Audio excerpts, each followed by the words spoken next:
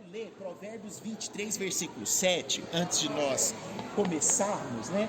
Porque eu vou abordar nas 3 próximas introduções algumas coisas relevantes dentro do contexto da escrita, acadêmica de C.S. Lewis, que é muito parecida com a de Tolkien, tá bom?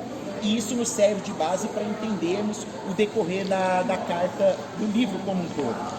Então, Provérbios, capítulo 23, versículo 7. Provérbios 23, 7.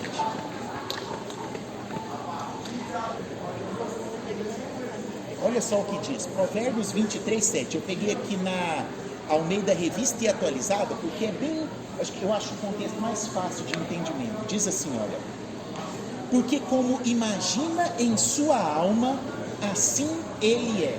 Eu vou usar esse versículo principalmente por conta desse contexto da imaginação. Vou usar um pouco hoje nessa abertura, vou usar de forma mais profunda na semana que vem e mais alguns detalhes no nosso quarto encontro. Por que esse texto, né, assim como imagina a tua alma, assim como você pensa, assim é? Por que isso é interessante para nós? Existe uma conversa de C.S. Lewis com Tolkien que aconteceu lá em setembro de 1931. Essa conversa ela virou filme. Se você procurar no YouTube, assim, conversa famosa Tolkien e C.S. Lewis, você vai encontrar só o corte do filme. Alistair McGrath escreveu um livro, apenas um livro sobre C.S. Lewis, mas um dos centros desse livro é a questão dessa conversa. E o próprio C.S. Lewis, num daqueles livros que eu trouxe semana passada, que é o Surpreendido pela Alegria, ele cita também essa conversa, o quanto que essa conversa foi importante para a conversão dele.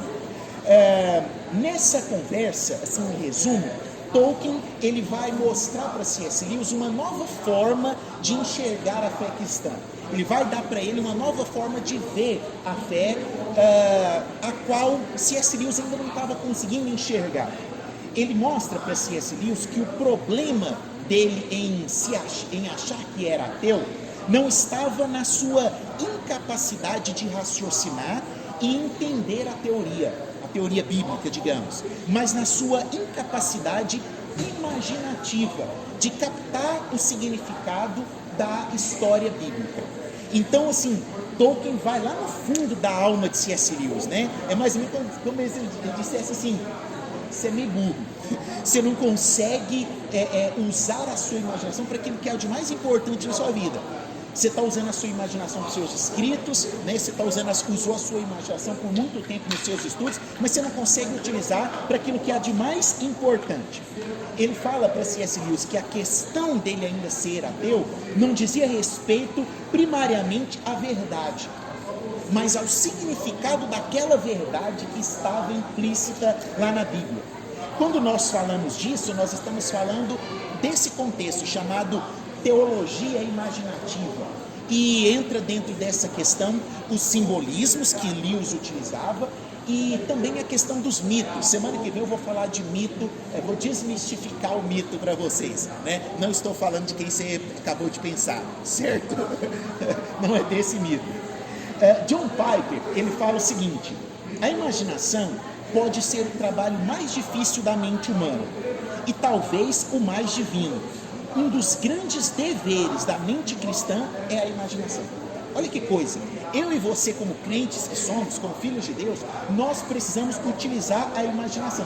Você sabia, lógico que você sabia, que da criação feita por Deus, apenas os humanos conseguem ter imaginação? Eu sei que de vez em quando a gente assiste a Fuga das Galinhas, né? E a gente acha que eles também não têm imaginação. Você foi o único ser criado com o dom imaginativo. Olha o que Albert Einstein disse: eu acredito na intuição e na inspiração.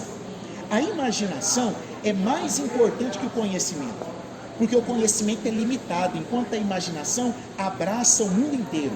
Ela é, rigorosamente falando, um fator real da pesquisa científica. O que Albert estava querendo dizer aqui? Ele estava querendo dizer que toda boa pesquisa científica, ela parte de um princípio da imaginação.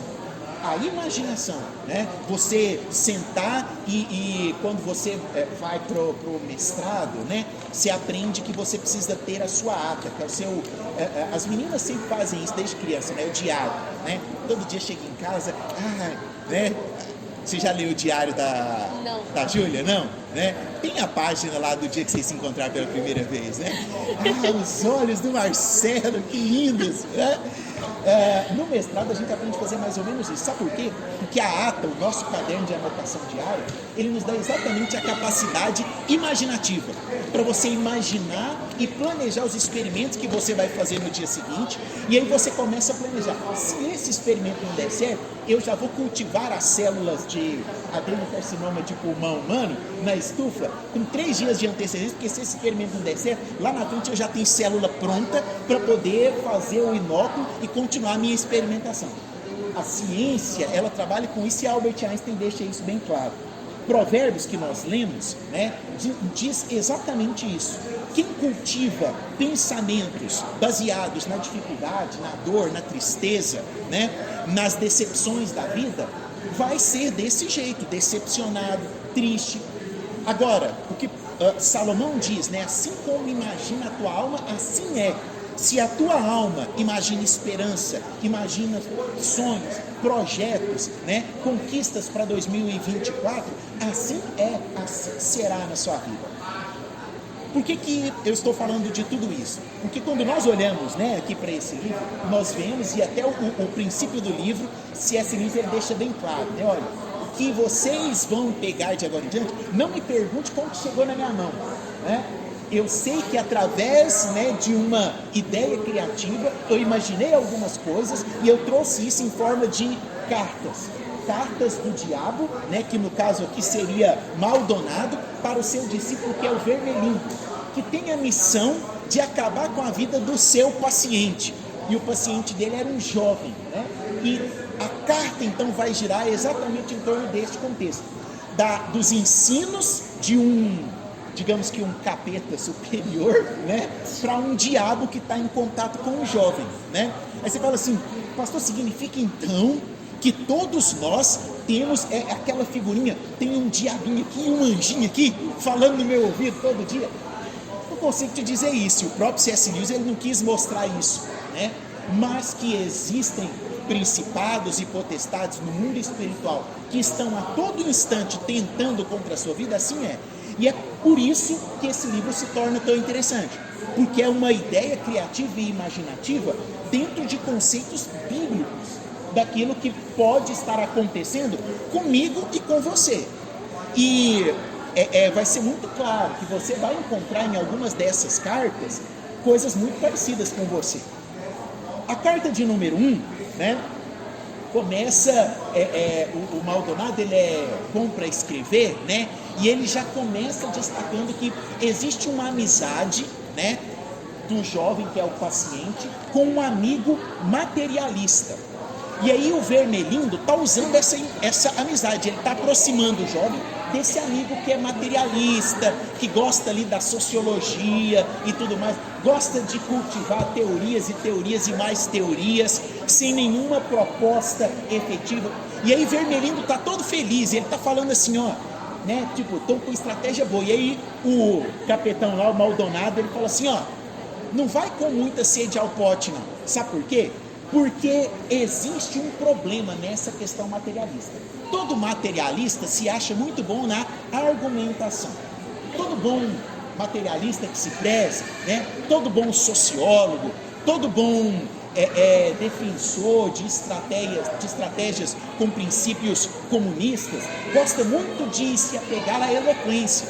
Se você pegar os grandes ícones desse padrão que eu te falei, foram grandes pessoas eloquentes, com não bons argumentos, mas com argumentos pelo menos convincentes. E aí o capitão fala pro diabo, olha, vai com cuidado, sabe por quê? Porque existe problema na argumentação.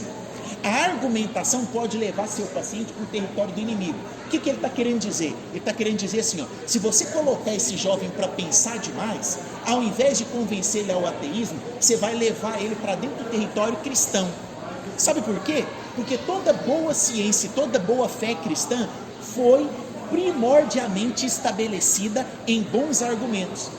Os principais e maiores cientistas que nós tivemos na história da ciência, se você pegar, foram grandes argumentadores. Todo bom cientista precisa ser bom argumentador.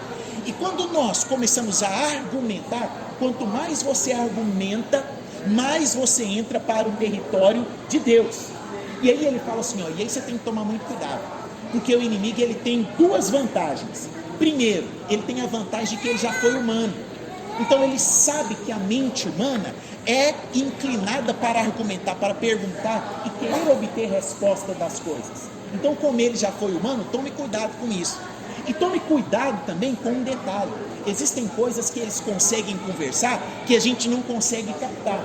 O que ele está querendo dizer? Eu e você, como bons cristãos, precisamos de uma fé racional, uma fé inteligente.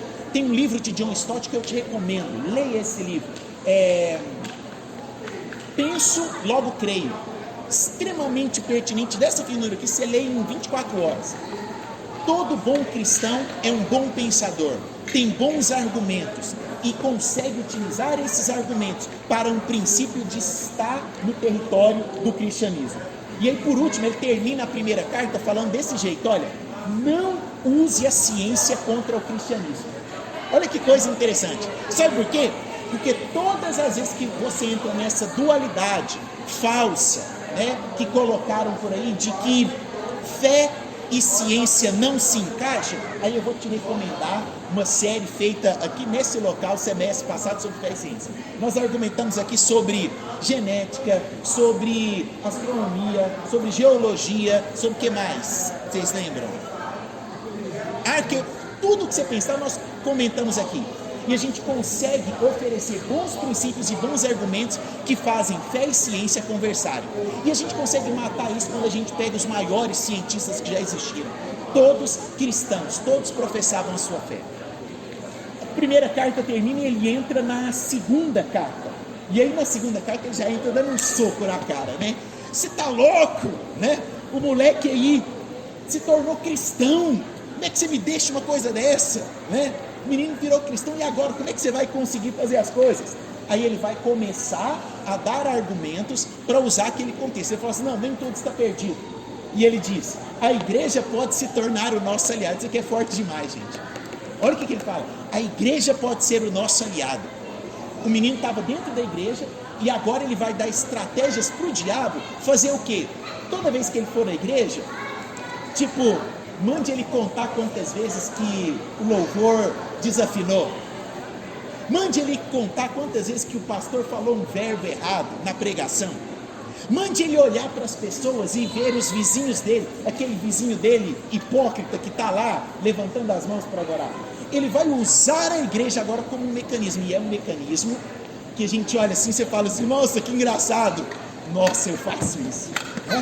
Quantas vezes a sua atenção na igreja se dispersa por conta da luz que apagou, por conta de algo que aconteceu, e aquilo que você veio fazer aqui perde todo o sentido. Nesses momentos, lembre-se, Maldonado está te aplaudindo, está gostando da sua presença na igreja. Por quê? Porque você está usando a igreja apenas como um artefato, e a igreja pode ser um belo instrumento na mão do inimigo. Quantos e quantos que estão dentro da igreja que não estarão no reino da glória, que estão caminhando a largos passos para o inferno? Ele diz, mantenha tudo na mente dele nebuloso, isto é, não deixe que ele pense muito nas coisas. Quando ele estiver lá, estiver na pregação, faça as coisas irem entrando na cabeça dele, sem que ele pare para pensar muito naquilo que ele está assistindo, naquilo que o pastor está falando. Quantas vezes você, ao pegar o texto, que o pastor manda abrir, lê aquele texto? Quantas vezes você faz o exercício de, por exemplo, chegar em casa e pensar, qual foi o tema da mensagem da noite passada? Isso é um exercício que todos nós precisamos fazer. Você parar e pensar assim, sábado passado eu estava aqui na igreja, qual foi o tema que o pastor pregou? Às vezes você não lembra nem o nome do pastor que pregou, Mas você lembra, por exemplo, que o som estava alto. Você lembra que o menino passou correndo. Um monte de coisas assim. Mas aquilo que é o essencial, ele fala, mantenha a mente dele nebulosa. Deixe as coisas entrarem e não fazerem sentido. E aí ele fala o seguinte, Olha, trabalhe nas decepções. Quem aqui já foi decepcionado na igreja? Precisa levantar a mão não? Não precisa levantar a mão. Quem já passou por uma decepção na igreja? Às vezes com um líder, com um colega, que você fala assim, poxa, logo na igreja, deixa eu te falar, você vai passar por decepções na igreja, na sua casa, no seu carro, todos os lugares. E aí ele fala algo muito interessante, dá vontade de rir, né? Ele fala assim, olha, ele vai passar por decepções, mas presta atenção, essas decepções é o inimigo que deixa ele passar por elas. Isto é, Deus deixa você passar por decepções. Você já parou para pensar nisso? Agora, como que nós precisamos pensar? Por que Deus me deixa passar por decepções? E aí ele diz que é algo interessante. Ele fala assim, ó, é aí que mora o perigo, porque passar por decepções os torna menos dependente das emoções. Isso aqui é fantástico. Você não vem para a igreja para se emocionar. Para com isso, né? Nossa, eu fui para a igreja, o culto não foi bom. Por quê? Porque eu não senti o arrepio. Arrepiei, não chorei, o culto não foi bom. Não, você não vem para a igreja para exercitar suas emoções. Você vem para a igreja para exercitar o seu intelecto. Você precisa mudar isso. Sabe por quê? Porque quando nós passamos por decepções, nós entendemos, a igreja é cheia de homens, a igreja é cheia de erros, tem um monte de coisa errada, mas é exatamente nesse contexto que Deus me colocou para crescer. Tem lugar perfeito no mundo? Não. A igreja é perfeita? Não. Você vai encontrar algum lugar perfeito na sua vida? Nunca vai encontrar. Por quê? Porque você precisa passar e suportar decepções. Para quê? Para se tornar menos dependente das suas emoções. Não deixe as suas emoções falarem na decisão que você tem que tomar. Vá com cuidado nisso. Por último, a terceira carta, para nós finalizarmos. Maldonado, ele começa a terceira carta satisfeito com o relacionamento do rapaz com a mãe. Então ele entra agora num aspecto familiar, e aí nós vamos ver muito isso repetindo, né? E ele está feliz, né, com o relacionamento dele. Ele até fala assim, ó, troca umas cartas com, ele dá o nome, que é do diabo que toma conta da mãe do menino, troca umas figurinhas com ela lá, para saber como é que está a vida dela, né? E aí nesse contexto, ele fala algumas coisas muito interessantes sobre relacionamento, que eu gostaria de colocar para pensar nisso. A primeira coisa, ele fala assim, olha, mantenha a mente dele focada no próprio espírito. Ele foi para a igreja, foi? Então faz ele focar no crescimento espiritual dele. Ele precisa crescer, ele não pode dar muita brecha, muita moral para a mãe dele. Ele tem que procurar o autoconhecimento, o crescimento pessoal. Isso se chama egoísmo. Cristianismo parte de um ponto que é a família. É por isso que Jesus chamou como discípulos irmãos, porque Jesus queria trabalhar na família lá de André e Simão, de João e Tiago. Jesus entrava para dentro das famílias. Jesus entrou para dentro da família de Lázaro e fez uma coisa maravilhosa ali na vida de Marta e Maria. Jesus trabalha nas famílias, e nós não podemos ser egoístas em querer o nosso próprio crescimento e não olhar para dentro da nossa própria casa. A segunda coisa que ele fala ele dá 4 pontos, eu separei só 2. Ele fala assim, ó, torne as orações dele inócuas. Faz ele orar. Quando ele começar a orar, coloque os problemas da mãe dele na mente. Aí eu fico imaginando, Deus, né? Muda minha mãe, é chata demais. Faz ela ficar menos implicante.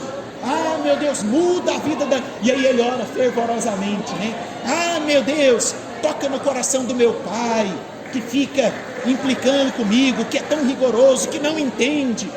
Meu Deus, meu irmão, minha irmã, aqui dentro dessa casa comigo, só eu, Senhor, é que sofro dentro deste lar. E a oração fica farisaica, totalmente farisaica, né?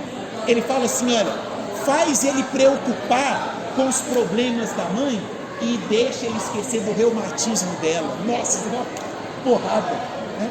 Quantas vezes você está orando para Deus resolver os problemas do seu parente, de alguém da sua família, e você esquece que esse seu parente, essa pessoa da sua família, está passando por um problema de saúde. Você não está nem aí para a saúde dela, você quer que ele deixe de te amolar, e aí você faz aquela oração toda farisaica, esquecendo de problemas tão importantes e práticos, os quais você deveria. Nós precisamos tomar cuidado com as nossas orações. Oração é muito importante. A oração é a vida do cristão, mas a nossa oração precisa ser bem feita. Ela não pode ser uma oração farisaica, que é aquela oração do fariseu, né? Que se coloca como a última bolacha do pacote. E eu estou aqui, Senhor, essa semana eu jejuei, eu fui para a igreja, e eu faço isso, eu faço aquilo outro. Enquanto tinha Lázaro, que não se achava digno de olhar, de levantar os olhos e batia no peito e dizia: tem misericórdia de mim, Senhor, porque sou pecador. Por último, ele fala assim, ele fecha a terceira carta falando assim, ó: você se lembra lá da história que o inimigo conta do irmão mais velho do filho pródigo? Pense nisso. Quem que é o irmão mais velho do filho pródigo? O filho pródigo é aquele que largou tudo, né? Chutou tudo para o alto e tal. E o filho pródigo não. O filho pródigo ficou em casa, servindo o pai. Quando o irmão dele volta, tá todo mundo festejando. O que ele faz? Ele vai lá para o pai e fala assim: pai, poxa, eu fiquei aqui, dei a minha vida toda, você está aí agora fazendo festa para o seu filho que perdeu tudo. Eu que deveria. Ele se coloca na posição de autoritarismo. E tem um exemplo muito bacana para nós terminarmos isso, né? Como se fosse uma história dentro da história, né? O filho pródigo chega para o pai, né? E fala assim: pai, pequei contra ti, me deixe ser teu servo. Aí o pai o abraça e fala assim: meu filho, eu não somo débitos, fique tranquilo. E aí faz a festa e de repente chega o irmão, se achando: poxa, fiquei aqui a minha vida toda te servindo, esse aí agora sai, gasta tudo. Aí o pai dele chama: vem cá, dá um abraço nele e fala: meu filho, assim como eu não somo débitos, eu também não somo créditos. Nós não temos esse tanto de crédito com Deus. Pelo contrário, às vezes você pode até achar: poxa, né, sou uma pessoa certa, nunca pequei na vida, vou para a igreja, faço minhas orações, estou lendo a Bíblia, né, estou com meu plano de leitura anual, em dias e tal. Tudo que fizermos ainda será pouco. E nós não temos créditos com Deus, temos muito débitos. Que as nossas orações sejam transformadas, que não sejam como a oração do paciente do vermelhinho, mas que as nossas orações sejam carregadas de amor pelo próximo, de compaixão e de consciência de que somos eternos pecadores, nas mãos de um Deus irado. Aí já é coisa para outra história, que esse é um sermão de Jonathan Edwards, tá? Amém, meus queridos? Gostaram das 3 primeiras cartas? Sugiro, né, que você continue a leitura conosco. Essa semana será a carta 4, 5 e 6, tá bom? É muito fácil, né? Dá para ler uma carta por dia tranquilamente. Lembre de uma coisa que nós falamos aqui e ore por isso na vida do teu irmão. 30 segundos e depois eu encerro. Senhor Deus, nós te louvamos pela tua graça manifesta em nossas vidas. Nos ensine, Pai querido, a andar nos teus princípios. Nos ensine a orar da forma correta. Nos ensine a enxergar o nosso próximo da forma correta. Nos ensine, ó Deus, a ter argumentos que nos aproximem da presença do Senhor. Nós cremos que tu és um Deus bondoso, que cuida, ó Deus, de nós em todos os sentidos. Nós te louvamos por isso. Que a tua graça repouse sobre nós. Essa é a nossa oração, em nome de Cristo Jesus, o Nazareno. Amém e amém. Deus te abençoe, em nome de Jesus.